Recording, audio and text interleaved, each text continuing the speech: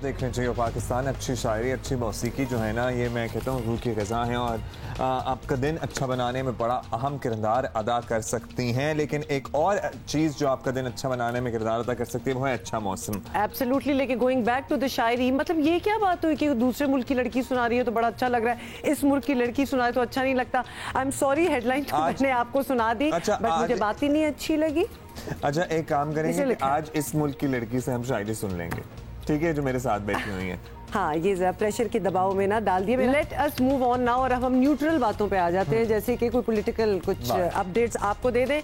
आपको बताएं कि वफाक में वुज़रा और आला हुकाम की तब्दीली की तो तरदीद ऑब्वियसली आ गई थी कल ही, लेकिन पंजाब में 8 माह में 3-4 बार पूरी ब्यूरोक्रेसी बदल गई और सूबाई हुकूमत अब भी मर्जी का काम ना करा सकी तो कोई बहाना नहीं चलेगा। वफाकी काबीना और ब्यूरोक्रेसी में बड़े पैमाने पर तब्दीलियों का इम्कान है, और जबकि वज़ीर ख़जाना असद उमर को ओहदे से हटाए जाने की अफवाहें भी गर्म हैं, लेकिन हुकूमत सख्ती से तरदीद कर रही है। आपको ये भी बताएं कि वज़ीर इत्तलात फवाद चौधरी का कहना है कि हुकूमती वज़ीरों की तब्दीली गलत खबरें हैं, लेकिन ऐसा हुआ तो भी ये वज़ीर आज़म का इख्तियार है। वो तब्दील करने का फ़ैसला नहीं हुआ है। प्राइम मिनिस्टर साहब ने अभी जो है मुझे ये पैगाम दिया है, उन्होंने कहा है कि किसी भी वज़ीर को तब्दील करने के बारे में जो इन्फॉर्मेशन मीडिया पे हैं वो सारी डिसइंफॉर्मेशन है। और ये एक बड़ा हमने ये ट्रेंड देखा है फ्रेंकली, कि जब भी हम देखते हैं कि IMF से आपके मामलात क्रिटिकल गुफ्तगू होती है, इस तरह की खबरें आती हैं।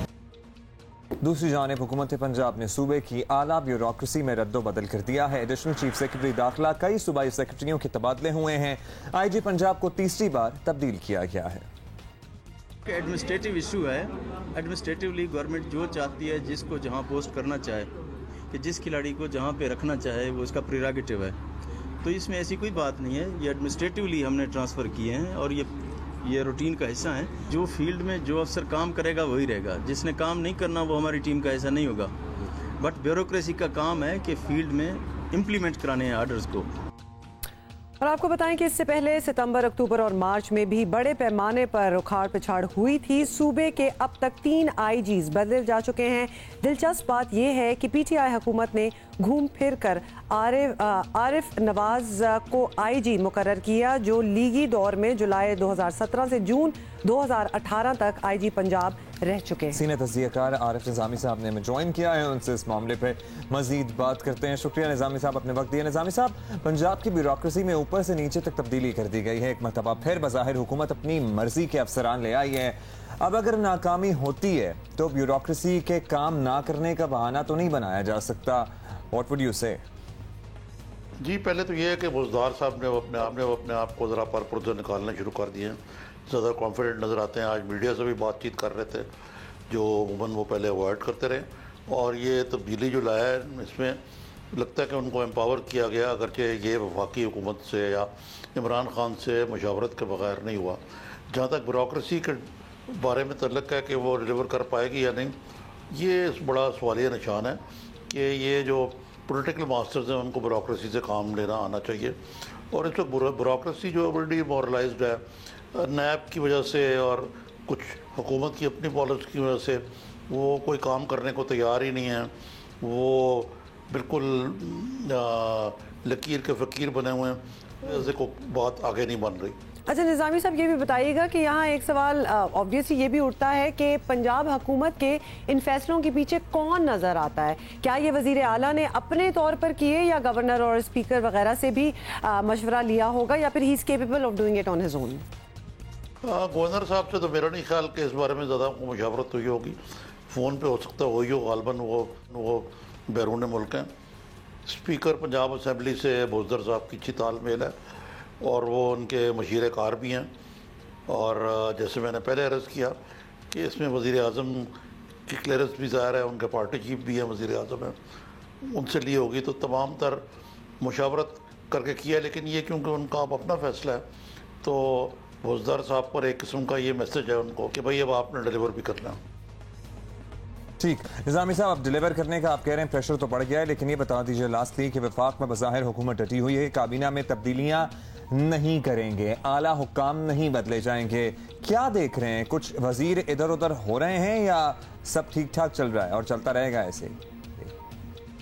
ना सिर्फ ज़रूरत है बल्कि मेरी इतला तो ये है कि की जा रही है और बाज़ वज़रा के ओहदे बदले जाएंगे, पोर्टफोलियो बदल। मसलन आप देखिए, आप आज जो वज़ीर दाखिला हैं बराए ममलिकत शेर अफरीदी साहब वो फरमाते हैं कि इमरान खान साहब ने हाशमी रमज़ानी को फ़ोन किया। वो ईरानी स्पीकर थे पहले और वो उनका इंतकाल हो चुका काफ़ी अर्से पहले। तो यहाँ जब वज़रा की ये कारकर्दगी हो, काबिलियत का ये लेवल हो, और फैसल वादा की बातें आपने सुनी होंगी, सबसे बढ़ के जो असद उमर साहब हैं उनकी तब्दीली भी नागुज़ीर हो गई है।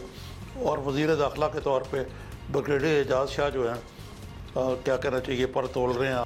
क्या क्या और ये राफसंजानी वाली वैसे जो आपने बात की है, काफ़ी लोग ये भी कह रहे हैं कि पूरी अपना एक लिस्ट बनना स्टार्ट हो जानी चाहिए कि कहाँ कहाँ फोपा जिसको कहा जाता है, हाँ। तो वो किया जा रहा है। और ये कोई इस हुकूमत की बात नहीं है, actually it has been going on forever, कोई ऐसी भी बात नहीं है। But I guess this has reached to a new level, new heights this time. Perhaps yes, you could say that. But वैसे वो 1.5-2 हफ्ते हो गए जो फैसल वाडा साहब ने कहा था कि वो सब लोग नहीं, तो आपको नजर नहीं आई बिलियंस ऑफ नौकरियां?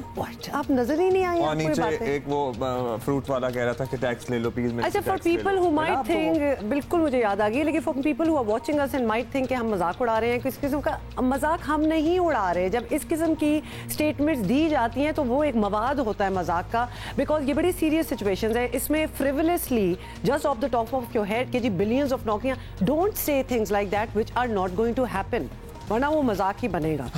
अच्छा जी, बहुत सी बातें करनी है और हमारे गेस्ट जो है हमारा इंतजार भी कर रहे हैं, इसलिए सबसे पहले तो ये बात कर लें कि पाकिस्तान में हर किसी को सेहत की सहूलत हासिल नहीं है। अनफॉर्चुनेटली इलाज एक तो महंगा है और दूसरा मुश्किल भी, और लोगों को हर जगह सेहत की सहूलत फराहम करना, ख़ास तौर पर दूर दराज जो इलाके होते हैं उनके लोगों को इलाज मुआवजे के लिए इंतहाई मुश्किल हालात का सामना भी करना पड़ता है। और इसीलिए कई इदारे ये कोशिश कर रहे हैं कि इस फ़र्क को, इन फासलों को कम किया जाए। और आपको पता है आजकल फासले किस तरह कम होते हैं, ऑनलाइन तरीके से। अयाज कियानी, डॉक्टर अयाज कियानी भी इन कोशिशों में शामिल हैं और उन्होंने अपनी भतीजी मलीहा के साथ मिलकर डॉक्टरी हेल्थ सेंटर का सोचा, और इसका मकसद ये है कि सेहत की सहूलतों से दूर जो है वो लोग, उनको एक फ़ोन कॉल पर फौरी रहनुमाई मिल सके। और उनकी वेबसाइट यकीनी बनाती है कि उन्हें बेहतरीन डॉक्टर मुयस्सर हो। डॉक्टर अयाज कियानी ने हमें ज्वाइन किया है, उनसे जानते हैं कैसे मुमकिन होता है। Thank you so much doctor साहब, आपने वक्त दिया। डॉक्टर साहब, अब ये बताइएगा कि अगर हम दूर दराज इलाकों की बात करें तो आपको लगता है कि वहाँ पे ऑनलाइन एक्सेस या फिर वेबसाइट का इस्तेमाल इतना आम है कि लोग आपसे वेबसाइट के थ्रू रब्ता कर सकते हैं? आपकी सर्विस किस तरह से लोगों की मदद करती है? हम सबसे पहले तो यही समझना चाहते हैं। जी अब्दुल्ला और हुमा, बहुत शुक्रिया आप लोगों का कि आपने मुझे यहाँ आज सुबह इनवाइट किया। देखिए, बात ये है कि हम जो सर्विस प्रोवाइड कर रहे हैं ये किसी भी टेलीफोन के ज़रिए आप डायल इन सर्विस है। अच्छा, आप कोई भी मोबाइल फ़ोन ले लीजिए, कोई भी लैंडलाइन ले लीजिए, हमारे नंबर पे आपने कॉल करना है 0348 11 14 411। इस नंबर पे जो भी डायल करेगा वहाँ हमारे डॉक्टर्स जो है वो उनके साथ बात करने के लिए वहाँ इंतज़ार में है। तो कहीं भी से आप कर सकते हैं। इसके लिए वेबसाइट पे जाना ज़रूरी नहीं है। वेबसाइट पे सिर्फ वही लोग जा सकते हैं जो कि वेबसाइट पे जाना जिनके लिए टेक्निकली दस्तरस में है। अदरवाइज़ कोई भी पाकिस्तानी कहीं से भी, पाकिस्तान से भी, पाकिस्तान के बाहर से भी टेलीफोन उठा के, और टेलीफोन की टेक्नोलॉजी ऐसी है कि जो आज यानी रोज़मर्रे का हिस्सा है, हर आदमी इसको जानता है, इस तक रसाई रखता है और आसानी से। तो डॉक्टर साहब, जस्ट फॉर क्लैरिटी, ऑब्वियसली लोग हमें देख रहे हैं, आप नंबर भी दोबारा एक दफ़ा रिपीट कर देना, लेकिन ये बताएं कि तो जब कोई मरीज़ है या किसी को कुछ इन्फॉर्मेशन चाहिए, इमरजेंसी है, तो वो कॉल करेंगे तो आगे बात किससे होगी? आगे डॉक्टर बैठे होंगे जिनसे फ़ोन पे बात कर रही होगी ताकि उनको गाइड कर सकें, या कौन होगा? एग्जैक्टली जी, वहाँ हमारे कंसल्टेंट्स बैठे हैं, सीनियर डॉक्टर्स बैठे हैं। ये MBBS डॉक्टर्स हैं जिन्होंने पोस्ट ग्रेजुएशन की हुई है। एक पूरा पैनल है ऐसे डॉक्टर्स का, माहिरीन है ये, और ये आपकी कॉल सुनेंगे, और ये कॉल सुनने के बाद दो काम करेंगे। पहली बात तो ये है कि ये प्राइमरी केयर करेंगे। जैसे ये होता था कि पहले लेवल पे डॉक्टर्स प्राइमरी केयर के डॉक्टर्स हुआ करते थे और आप उनसे अपने मसाइल का हल मांगते थे, और 70 से 80% रोज़मर्रा के जो मसाइल हैं वो एक जीपी के ज़रिए, इस तरह के एक डॉक्टर के ज़रिए आपके हल हो जाते हैं। Sure. बहुत कम ऐसे मसले होते हैं जिसके लिए आपको अस्पताल जाने की ज़रूरत हो। ठीक है जी, तो इसलिए चूँकि आज हमारा जो बुनियादी सेहत का निज़ाम था जिसे हम प्राइमरी हेल्थ केयर कहते हैं, वो बावजूद ख़राब हो चुका है और उसमें अब लोगों के लिए वो सर्विस अवेलेबल नहीं है। इसलिए हर आदमी जो है बीमार होने पे हॉस्पिटल्स का रुख करता है। वहाँ एक भगदड़ मची हुई है, वहाँ लोगों को भीड़ भाड़ में समझ ही नहीं आ रही कि उन्होंने करना क्या है।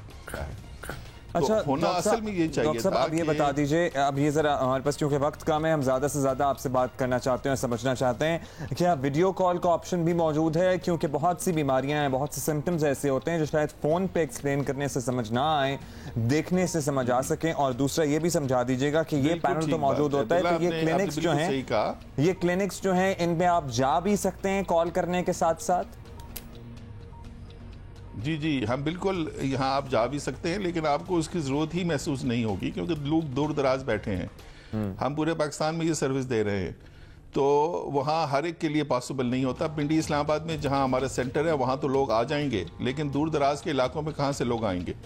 इसलिए ज़रूरी है कि अच्छा आप देखिए कि आजकल का जो मोबाइल टेलीफोन है, स्मार्टफोन्स हैं, ये 1 करोड़ से ज़्यादा लोगों के पास पाकिस्तान में स्मार्टफोन्स की रसाई मौजूद है। स्मार्टफोन में इन्हीं वीडियो जो है कॉल बना के तो उसको ट्रांसमिट करना बहुत आसान है।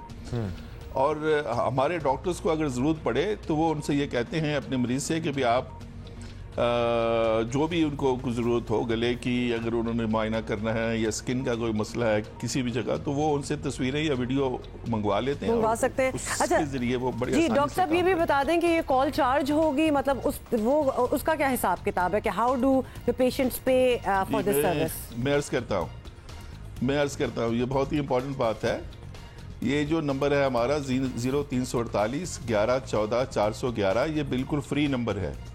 इसके ऊपर सिर्फ वही चार्जेस होंगे जो कि आपके नेटवर्क के चार्जेस हैं, नेटवर्क के मामूल के चार्जेस। इस पे कहीं पर भी आपको एक्स्ट्रा प्रीमियम पे नहीं करना पड़ेगा। इस सर्विस के लिए आपकी कोई डॉक्टर की फीस नहीं है। किसी भी जगह से फ़ोन करे तो प्राइमरी हेल्थ केयर को हम बिलीव करते हैं कि ये हर इंसान का बुनियादी हक है। This is all over Pakistan. Pakistan के किसी कोने से भी आप कॉल कर सकते हैं। फोन तो आप जाहिर है कहीं से भी कर सकते हैं। Thank you so much doctor Ayaz Kayani हमारे साथ मौजूद थे। 0348 11 14 311 ये नंबर है। कहीं भी आपको कोई भी सेहत से मुताल्लिक मसला हो और डॉक्टर तक रसाई बहुत ही अच्छा ये आइडिया। और आपको इसलिए भी बता दें कि समटाइम्स आप ऑनलाइन सिर्फ नहीं देखना चाहते, आपका दिल चाहता है कि कोई ह्यूमन इंटरेक्शन हो, किसी से बात करें, आप एक्सप्लेन कर सकें। एंड यू नो कि शायद कभी कभार इतनी बड़ी एलिमेंट नहीं होती कि जिसके लिए अस्पताल जाना पड़े, लेकिन फिर भी मदद ज़रूर चाहिए होती है। अदरवाइज आपको पता है ना, गूगल एक ऐसी चीज़ मिल गई जिसपे सब लोग अपनी चीज़ों का इलाज और सिम्पटम्स सब देख लेते हैं, लेकिन अगर आपकी वो एक्सेस नहीं है तो आप फोन पर रब्ता कर सकते हैं। अभी हम आगे बढ़ जाएंगे। अच्छा कुछ मीम्स दिखाने हैं। यूनियन आप बता रही थी कुछ हुआ है किरदारों का, तो ये आप बिल्कुल, तो वो हमने देखने हैं। पहली किस्त में ऑब्वियसली लोगों का इतना इंटरेस्ट है और आपको पता है मीम्स तो सबसे पहले ये दोनों जॉन स्नो और आर्या, ये भाई बहन जब मिलते हैं, अब्दुल्ला देखें अब ये इन्होंने मिल भी लिया है। The best part of today's episode, the ईगरली awaited reunion. और सारे भाई बहन जो थे, मेरी बात के बच्चे, ये स्पॉइलर हो गया है। वैसे बाय द वे ये स्पॉइलर था। ये ठीक है चलें, लेकिन ये भाई बहन मिल रहे हैं ये तो नहीं मुझे पता था। वैसे बाय द वे लोगों, ओ जेमी को भी दिखा दिया नीचे, ये डेफिनेटली स्पॉयलर्स हो गए। अच्छा फाइन, हाँ don't watch, okay don't watch, ठीक है हमने हटा दिया क्योंकि हाँ ये पता था, लेकिन मेरे जैसे लोग ना ऐसी तस्वीर देख के और बता देते हैं। हाँ आपको नहीं पता था, मुझे नहीं पता, बट यू न्यू कि ऑब्वियसली ये लास्ट सीजन है, इसमें तो मिलना ही था। She is coming to Winterfell, but yes, you know एक excitement थी उसमें। अब बहुत ज़्यादा कोई और बोला तो मैं बोल दूंगी सब कुछ। अच्छा ठीक है, आगे बढ़ जाएंगे। और हमने क्या करना था, हमने मौसम की बात करनी थी। कराची में तेज हवाओं ने हुकूमती नाअहली पर जमी धूल उतार दी है। अब बारिश हो गई तो रही सही कारकर्दगी भी ना धो डाले। कराची में तूफानी झक्कड़ों ने सब कुछ हिला कर रख दिया है। आंधी की रफ्तार से तेज हवाओं ने कई दरख्तों को जड़ों से उखाड़ दिया। टीन की छतें जमीन पर आ गिरी, बिजली के खंभे कुछ सड़कों पर और कुछ गाड़ियों पर गिरे। कई इलाकों में बिजली गायब हो गई। मुख्तलिफ हादसात में 3 अफराद की जान भी गई। बहुत ही ये तो बुरा हो गया। और 86 people in total were injured as well. हम कराची की बात कर रहे हैं और आपको ये भी बता दें बिखरे हुए समंदर से भी इत्तलात आ रही हैं। 3 एक्चुअली जो माहीगीरों की कश्तियां हैं ना वो लापता हैं और 11 माहीगीर अभी तक मिल नहीं सके हैं। आप जरा विजुअली देखें ना, मतलब इसमें क्या हालत होनी थी और किसने मिलना था। अच्छा, डीजी मेट सरदार सरफराज साहब ने हमें ज्वाइन किया है। बहुत शुक्रिया सरदार साहब, आपने वक्त दिया। सरदार साहब अब बताइएगा, ये अनएक्सपेक्टेड स्पेल था जो विंटर रेनफॉल है जो एक्सपेक्ट की जा रही थी, अब अप्रैल में हो रही है, लेकिन बारिश आज सच कराची में हुई नहीं, तो क्या अभी भी बारिश का इम्कान या चांस है? जी, आपकी आवाज थोड़ी कट रही है, सवाल अपना दोहराइएगा प्लीज। जी सरदार सरफराज साहब, आपसे पूछ रहे हैं कि अभी भी मजीद आज कराची में देख के लग रहा है जैसे बारिश वगैरह का कोई चांस नहीं है, आप क्या बताएंगे, अभी भी बारिश हो सकती है? नहीं, अब कोई चांस नहीं रहा कराची में बारिश का। असल में हवाएं इतनी तेज चली हैं कि वो बादल जो कराची में मतलब बारिश दे सकते थे वो बहुत तेजी से आगे निकल गए। तो बस कराची की किस्मत में जक्कड़ और आई है। अच्छा, अब बादल तेजी से आगे निकल के कहाँ पहुंच गए और कहाँ बरस रहे हैं सरदार साहब?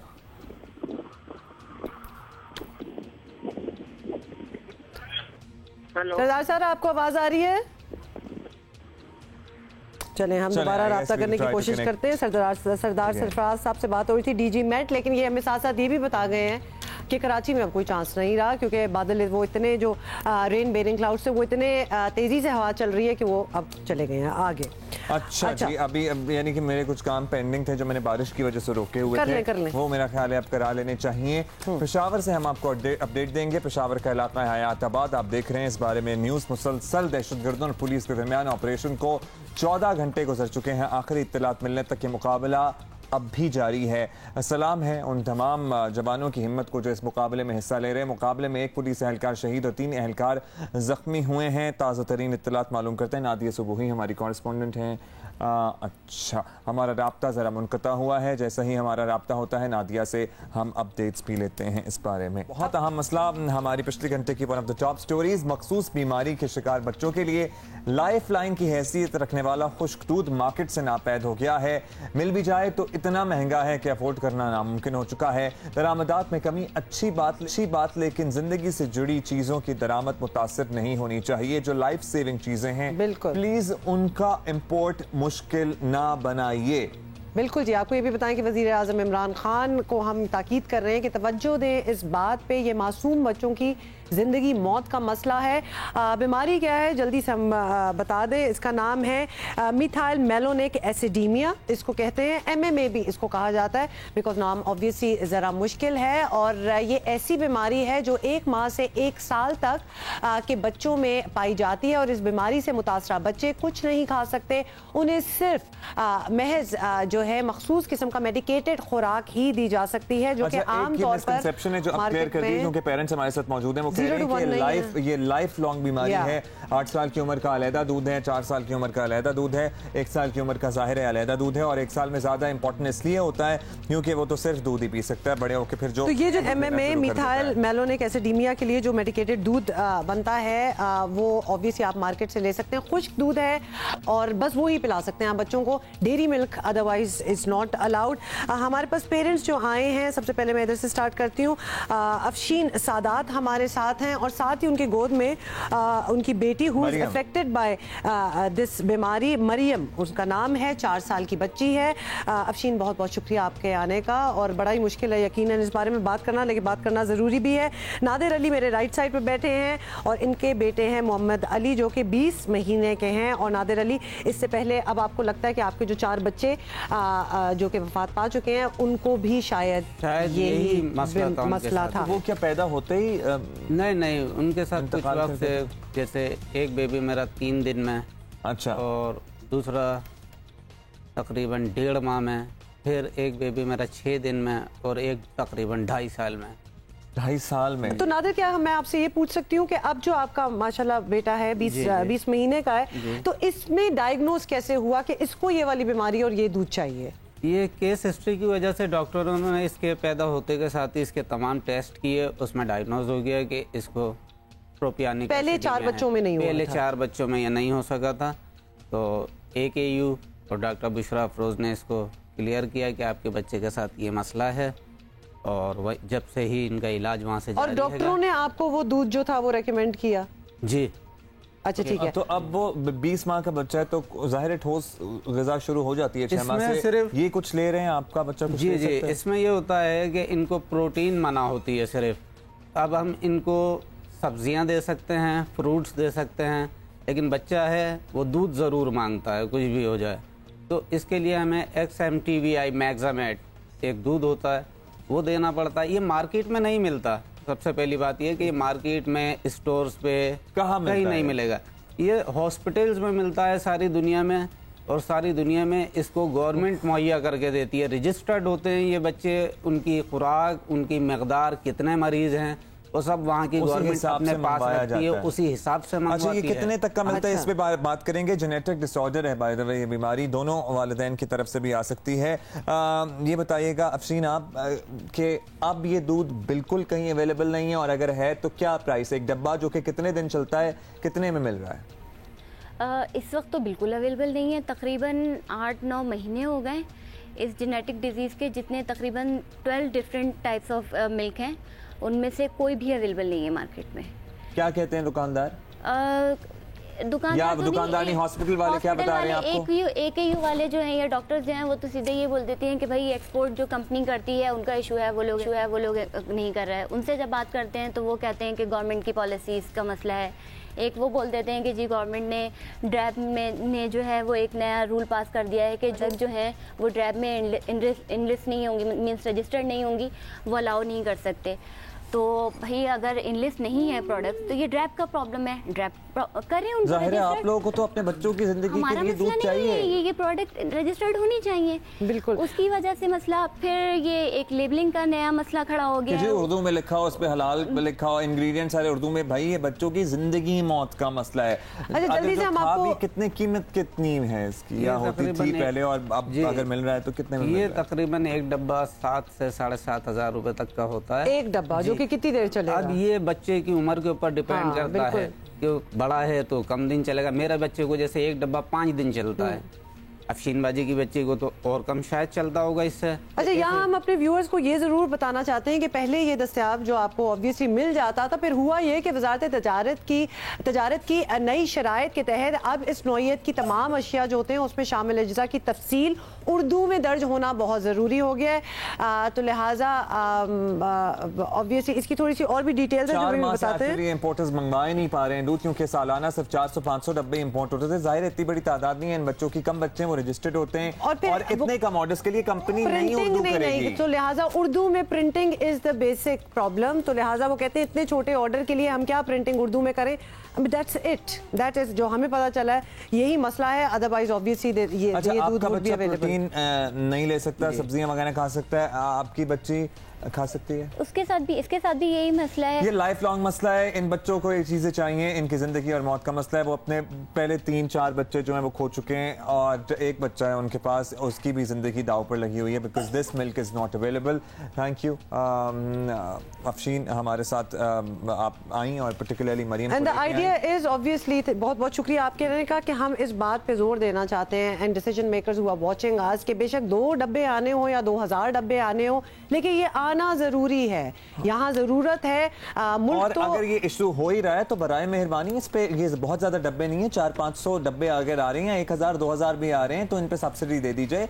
नहीं अफोर्ड कर सकता कोई भी नॉर्मल इंसान, क्या upper middle class, upper class भी नहीं अफोर्ड कर सकती 7-7 हजार रुपए का एक डब्बा जो 4-4 दिन। अच्छा जी, okay, we have to move on. आपको बताएं कि नवाज शरीफ के खानदान के बाद अब नैब का फोकस शहबाज शरीफ खानदान पे है, और इंक्वायरीज और केसेस की भरमार में सदर मुस्लिम लीग नून की वफामती पॉलिसी कब तक चलेगी देखना होगा। Chairman NAB justice retired Javed Iqbal ने गुज़िश्ता रोज़ नैब लाहौर ब्यूरो के दौरे में हमजा शहबाज के इल्ज़ामात और उनके नैब तहकीकात पर असर अंदाज होने का जायजा लिया। नैब एलामिये के मुताबिक चेयरमैन नैब ने शहबाज शरीफ की अहलिया और दोनों साहबजादियों की तलबी के नोटिस मनसूख कर दिए हैं और चेयरमैन नैब ने नुसरत शहबाज, राबिया इमरान और जवेरिया अली को सवालनामा भिजवाने के अहकाम जारी कर दिए हैं। हमजा शहबाज कल भी नैब लाहौर में पेश हुए और उनके ख़ानदान के खिलाफ एक के बाद एक स्कैंडल सामने आ रहा है। हुकूमत शहबाज ख़ानदान पर फरार होने का इल्ज़ाम भी लगा रही है। ये 2018 अक्टूबर 2018 में ये जब इन्वेस्टिगेशन शुरू हुई तो अचानक पता चला कि नवंबर में शहबाज शरीफ साहब की सारी फैमिली आहिस्ता आहिस्ता मुल्क से बाहर से जाना शुरू हो गई।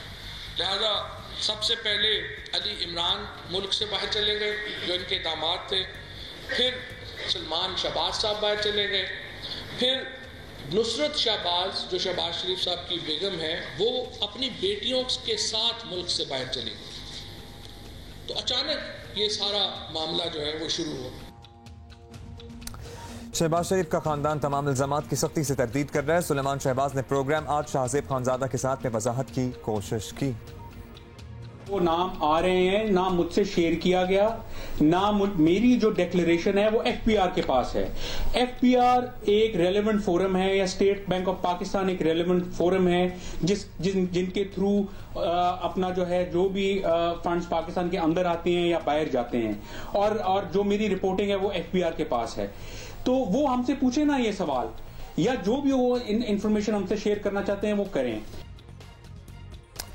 शहबाज शरीफ इन दिनों लंदन में हैं लेकिन इनके खिलाफ तहकीकात मुसलसल जारी हैं। हमजा शहबाज भी मुसलसल पेशियां भुगत रहे हैं, यानी कल 17 अप्रैल को इनकी जमानत का आखिरी दिन है। लेट्स सी कल क्या होता है। मुस्लिम लीग नून के रहनुमा अहमद खान साहब ने हमें ज्वाइन किया है। बहुत बहुत शुक्रिया हमें ज्वाइन करने का। मलिक साहब, नवाज शरीफ खानदान के बाद ऑब्वियसली हम यही अभी पूरी डिटेल दे रहे हैं कि लग रहा है कि नैब का फोकस जो है वो शहबाज शरीफ खानदान है। हमजा शहबाज और दीगर के खिलाफ नैब और हुकूमत की बड़ी लंबी चौड़ी चार्जशीट है और चेयरमैन नैब खुद निगरानी करेंगे। लंबी कानूनी जंग के लिए तैयार हैं क्या?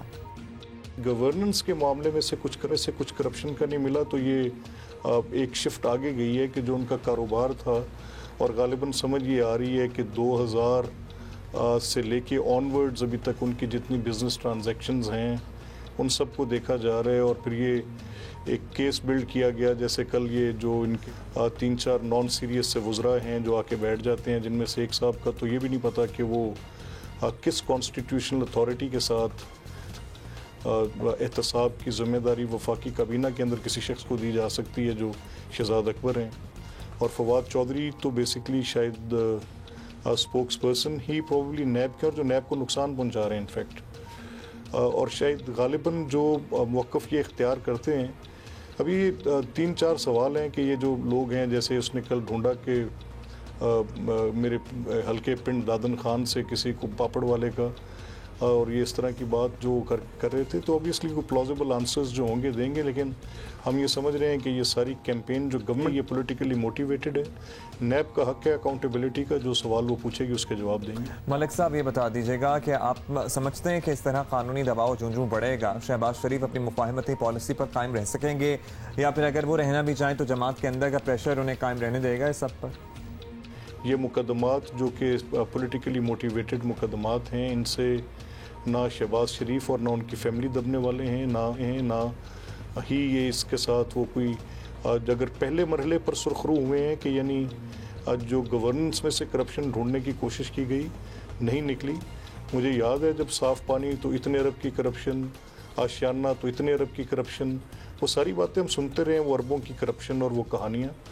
अब ये भी जो इल्ज़ाम लगा है, ठीक है, ये अगर FMU ने कोई ट्रांजैक्शंस ऐसी देखी जिनको उन्होंने सस्पिशियस अकाउंट्स में लाए कि ये ट्रांजैक्शंस हैं, तो हक बनता है पूछे जाने का और सवाल का जवाब ये देने का भी हमारा हक है।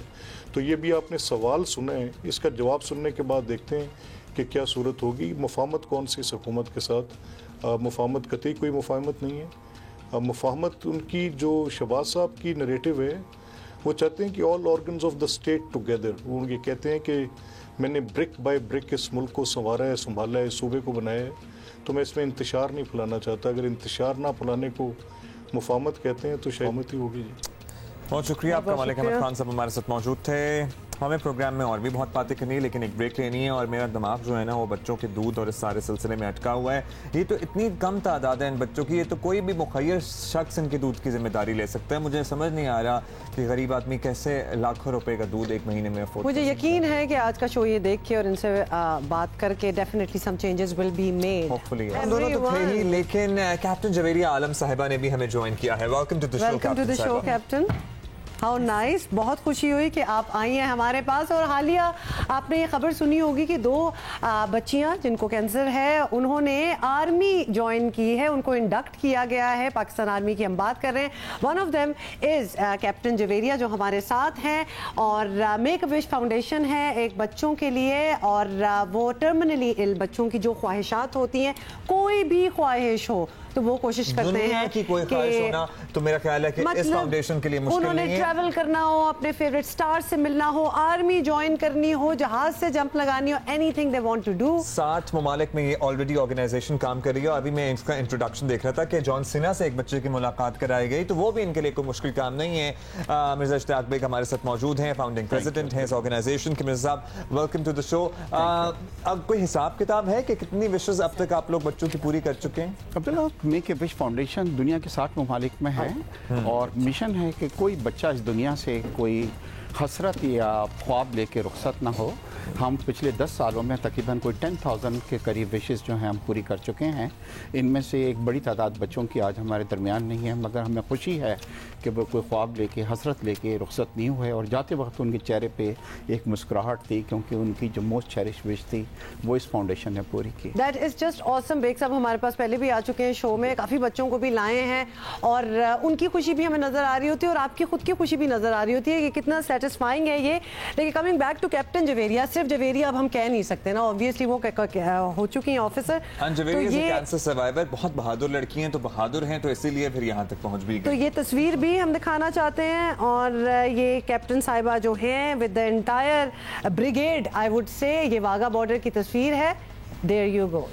ये एक दफा हम दिखा भी बस ऐसे एक दिन का नहीं था, बाकायदा जवेरिया के पास भाई एक तो ये यूनिफॉर्म है जो ये पहना हुआ है। जवेरिया क्या क्या किया, कहाँ गए, जल्दी से बताओ जरा। पहले हम वाघा से पहले हम नेपियर लॉजेस गए स्टे करने के लिए। ठीक है। उसके बाद हम यादगार शौदा पर गए, वहाँ पर फातिहा ख़्वानी की, और वहाँ पर हमें म्यूज़ियम भी देखा हमने। म्यूज़ियम में पूरा घूमे, और वॉर ट्रॉफीज़ भी हमने देखी, और हमें ये भी पता लगा कि वॉर ट्रॉफीज़ जो हमारी टैंक्स जो हैं उन पर इंडिया का झंडा उल्टा क्यों लगता है। अच्छा, क्यों लगता है, प्लीज़ बता दो।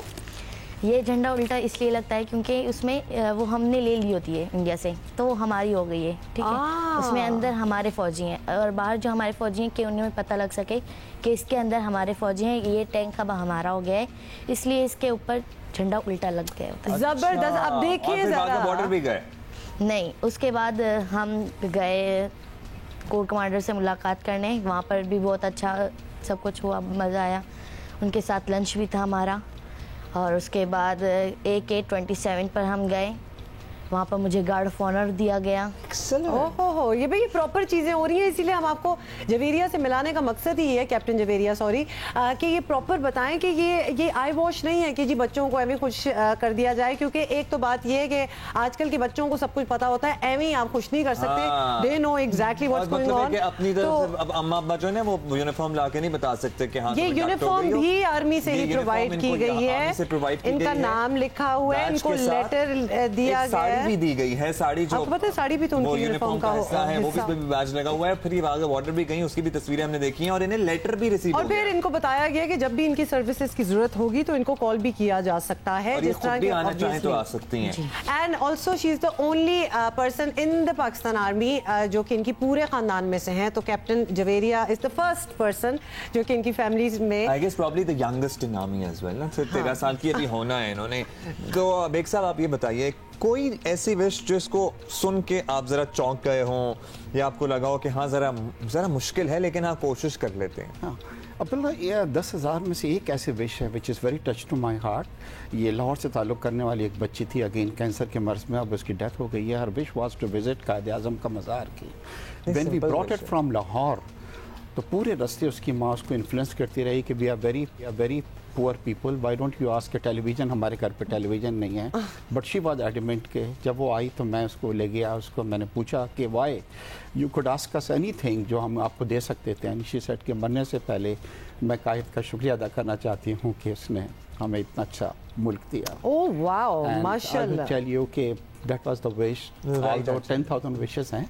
इनकी विश ये है कि ये जब इंडिया का हम पे हमला हुआ और तैयारी ने पाकिस्तान की खिलाफ वर्जी की, आप यकीन करें डेली दिन में 3 कॉलें करती थी बच्ची, और इसका ये था कि मैं भी जाके बॉर्डर पे लड़ना चाहती हूँ। इट शोज कि एक जुनून आ गया था इन लोगों में कि ये सिर्फ हमारे बड़े लोग नहीं, हमारे यंगस्टर्स और वो बच्चे जो टर्मिनली इल हैं वो भी दुश्मन का मुकाबला करना चाहते हैं।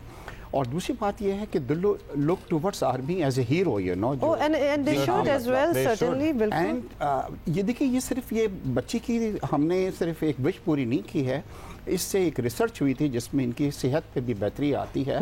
बिकॉज जब इन्हें प्यार, मोहब्बत, ये तमाम चीजें मिलती है और हम इनको बताते हैं कि यू हैव फाइट विद, तो आप में आती है फाइट करने की। Every child who is terminally ill, particularly ये कैंसर तो ऐसा मर्ज है, इसका मुकाबला किया जा सकता है और इससे बच्चे जो है ना वो हरा सकते हैं। और मुझे कैप्टन जवेरिया ने बड़ी अच्छी तरह मुझे करेक्ट भी किया। शो से पहले इनसे बात करी थी, इन्होंने कहा है कि मुझे आप कैंसर सर्वाइवर कहें। आई लव ये शऊर और ये कॉन्फिडेंस हमारे बच्चों में होना चाहिए। इन्होंने मुझे करेक्ट भी कर दिया कि please I am a cancer survivor and you look fresh, you look so nice, और आपकी विश भी पूरी होगी। मतलब कौन से 13 साल के बच्चे की इतनी जबरदस्त और बड़ी मुश्किल विश है, बड़ा यूनिक विश, यूनिक विश। और ये हो गई, अगर आपके बच्चे की कोई ख्वाहिश हो तो मेक अ विश फाउंडेशन से रब्ता कर सकते हैं। हाँ, लेकिन अल्लाह ना करे कि कोई टर्मिनली इल हो तो सेहत मिले सारे बच्चों को। मरियम सादात थी मेरे साथ की, उनसे जाते जाते मुलाकात हुई, तो उस बच्ची को ना जंपिंग का बड़ा शौक है, तो ये उसके लिए जंपिंग कासल का एक इंतजाम करके दे रहे हैं। क्या बात है भाई, अभी हमारे स्टूडियो के बाहर आज उसको कैसल जो है बच्ची को मिल जाएगा इंशाल्लाह। देखिए जबरदस्त, ये बस यही होता है इधर, जब लोग मिल जाते हैं तो फिर चीजें हो ही जाती हैं। जी जरूर जरूर, कहो बेटा। मैं मेकाविश की बहुत, इधर बेटे इधर देखते, मैं मेकाविश की बहुत बहुत थैंकफुल हूँ। ये सब सर इश्तियाक बेग और मेकाविश फाउंडेशन की वजह से हुआ, और मैं इनका बहुत बहुत शुक्रिया अदा करना चाहूँगी कि इनकी वजह से आज मैं आपके सामने आर्मी कैप्टन बनी हूँ और आपके सामने हूँ। एक शुक्रिया मुझे भी अदा करना है आर्मी का और चीफ ऑफ आर्मी स्टाफ का कि उनको जब हमने लेटर लिखा तो आप यकीन करें कि विदाउट इन डिले, बिकॉज हमने बताया कि बच्चे जो टर्मिनल हैं इतनी मैग्निफिशेंट वे से हुई है कि इस विश को हमें 60 कंट्रीज़ के अंदर जो है बेस्ट एफिलिएट का अवार्ड हमें मिलने जा रहा है। बिकॉज अमेरिका और यूरोप की जो विशेज़ आती हैं 90% विशेज़ इस टूवर्ड्स के जी हमें डिज्नीलैंड देखना है, और यूनिक विशेज़ उनके पास नहीं है। बच्चे आर्मी का अब सोच ही नहीं रहे हैं, जब से और ज़्यादा डर रहे हैं, रुझान नजर आता है। तो हमें इंशाल्लाह आप देखेंगे कि बहुत जल्द एक बेस्ट एफिलिएट अवार्ड मिलने वाला है because of the unique ways जिस तरीके से हमने इनकी ground. First time you came on your show तो हमने सारे अवार्ड्स आप लोगों को दे दिए थे। You are doing great job, thank you so much. Thank you captain साहिबा, बहुत बहुत शुक्रिया, तशरीफ लाई, बहुत शुक्रिया। और आपका भी बहुत शुक्रिया। होपफुली इसी तरह आप ये लोगों की ख्वाहिशात पूरी करते हैं, बच्चों की ख्वाहिशात पूरी करते हैं। ऑलराइट जी, we are going to take a very short break क्योंकि हमने कैप्टन साहिबा की ज़रा तस्वीरें खिंचवानी है। टाइम बहुत कम है। आपको बताएं कि घोटकी की हिंदू लड़कियों के कबूल इस्लाम और निकाह का मामला तो निमट गया, लेकिन एक मसला अभी बाकी है। दोनों के शौहरों ने पहली बीवियों से इजाजत नहीं ली थी, और ये अब ये कोई ऐसा मसला नहीं है कि ये क्या हुआ, ये कौन सी बड़ी बात हुई, ये अब बहुत बड़ी बात हो गई है, ये खिलाफ कानून बिल्कुल है। और गुज़श्ता दिनों इस्लामाबाद हाई कोर्ट ने इस्लाम कबूल करने वाली घोटकी की 2 बहनों को अपने शौहरों के साथ जाने की इजाज़त दे दी थी। यहाँ तक ये बात तो ठीक है, लेकिन इसके बाद ये खबर सामने आई कि सफदर और बरकत पहले से शादीशुदा और 7 बच्चों के बाप हैं। 7 बच्चों के बाप। सफदर की 3 बेटियां और 1 बेटा है, और बरकत की 3 बेटियां हैं। ये वाक़या ऐसे वक्त में हुआ जब गुज़श्ता दिनों लाहौर के जुडिशल मजिस्ट्रेट ने पहली बीवी की इजाज़त के बगैर दूसरी शादी करने पर एक शख्स को 3 माह कैद और 5,000 रुपये सजा सुना दी थी। इसी पर बात करते माहिर कानून स्वरूप एजाज साहब ने हमें ज्वाइन किया है। बहुत बहुत शुक्रिया हमें ज्वाइन करने का। स्वरूप, ये बताइएगा कि घोटकी की 2 लड़कियों ने इस्लाम कबूल कर लिया और उनका निकाह भी हो गया, ये तो अदालत का फैसला भी आ गया है, लेकिन ये भी सामने आया है कि इनके शौहरों ने अपनी पहली बीवियों से इजाजत के बगैर निकाह किया था। तो क्या ये अमल कानूनी तौर पर ठीक है या फिर अब कुछ रेपरकशंस हो सकते हैं? देखिए, ये जो बात सामने आई है ये कानूनी तौर पर ठीक तो नहीं है, क्योंकि पाकिस्तान का जो कानून है मुस्लिम फैमिली लॉ ऑर्डिनेंस 1961, उसका सेक्शन 6 जो है, उसका सब सेक्शन 5 जो है वो ये कहता है कि अगर कोई शख्स दूसरी शादी करना चाहता है उस वक़्त जब उसका निकाह हुआ हो तो वो एक आर्बिट्रेशन काउंसिल से, जो कि उसकी बेगम की मुशावरत से या इजाज़त से, उसको ये इजाज़त देगी कि वो दूसरी शादी कर ले। इस केस में लगता ये है, जो बात सामने आई है, कि उन्होंने ये इजाज़त या इंटीमेशन नहीं दी, यानी कि ये खुफिया अच्छा, ये इजाज़त जाहिर है इस केस में पता है नहीं दी। इस बुनियाद पर आपको पता है सिर्फ प्रेसिडेंट्स है हमारे पास के खवातीन ने अपने शौहरों की दूसरी शादियां चैलेंज की हैं। पिछले ही हफ्ते लाहौर हाई कोर्ट में ऐसे केस में शौहर को सजा भी सुनाई गई है। क्या घोटकी के इस केस में भी मुतासरा बीवियां ये रास्ता अख्तियार कर सकती हैं? लेकिन बिल्कुल कर सकती हैं। जैसे कि आपने ये कहा कि इसकी नज़ीर मौजूद है फरवरी 2017 में, बल्कि सुप्रीम कोर्ट का एक फैसला आया था, जिस बेंच में काजी फैज़ ईसा साहब भी थे, जिसमें यही मामला ज़ेर गौर था कि क्या इस पे सज़ा हो सकती है कि नहीं हो सकती। तो और अदालत ने यही इस नतीजे में पहुंची थी कि क्योंकि पाकिस्तानी कानून में ये एक जुर्म है जिसकी सज़ा 1 साल तक हो सकती है या जुर्माना हो सकता है, तो सज़ा तो हो सकती है। सज़ा पहले भी हुई है, हमने एक लाहौर की अदालत में भी देखा कि ये सज़ा हुई है। इस कानून के साथ ये आगाही होना और यह ज़ाहिर है अदालतों की सवाबदीद भी है। जो बेगम हैं, जो उनकी पुरानी बीवियाँ हैं, उनका भी सवाबदीदी इख्तियार है कि वो एग्रीव्ड पार्टी, यानी कि जो लफ्ज़ इस्तेमाल किया गया है, और लोकल गवर्नमेंट के यानी कि बल्दियाती वो इदारे, जो आर्बिट्रेशन काउंसिल है जो ज़िम्मेदार है, वो भी चाहे तो इस पर कार्रवाई कर सकती है। तो कानूनी तौर पर तो इसकी प्रेसिडेंट मौजूद है कि सज़ा हो, और सज़ा बिल्कुल हो सकती है, और बहुत बल्कि चंद एक केसेस में तो एटलीस्ट हुई। ठीक, बहुत शुक्रिया हमारे कानून मौजूद थे। So yes, there is an option. हमने वो कानूनी ऑप्शन रास्ता भी डिस्कस कर लिया। हम मिलते हैं कल।